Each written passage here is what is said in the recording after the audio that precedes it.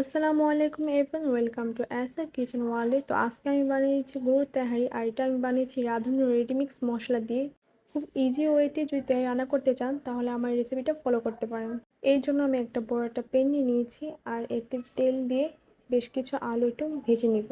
তেহারিতে কিন্তু আলুর ব্যবহার করা হয় এবং আলুটা কিন্তু খেতে খুব মজা লাগে।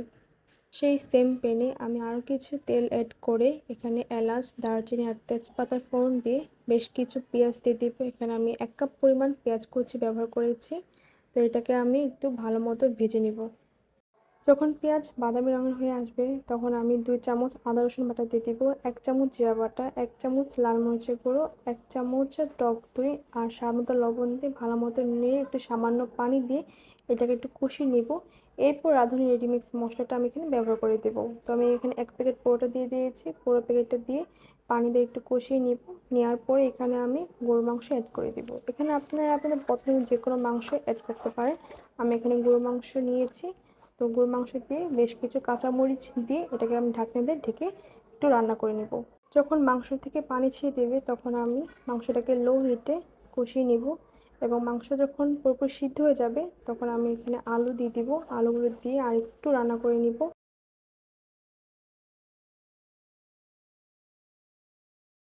মাংস আর আলু যখন প্রায় সিদ্ধ হয়ে আসবে তখন আমি এর মধ্যে পোলাওর চাল দিয়ে দিব এখানে, এবং স্বাদ মতো লবণ দিয়ে ভালো মতো নেড়ে একটু ভেজে নেব। সুন্দর মতো এটাকে আমি পোলাওর চালের সাথে মাংসটাকে মিক্সড করে নিব। এরপর এখানে আমি পর্যাপ্ত পরিমাণে গরম পানি, ফুটন্ত গরম পানি দিয়ে দিব। এখন আমি এর মধ্যে 1 কাপের মতো গরুর দুধ দিয়ে দিব।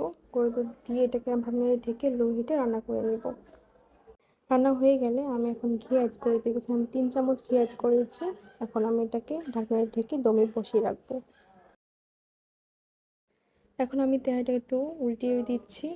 দেখেন আমার তেহারিটা হয়ে গেছে, সুন্দর মতো ফুটে গেছে।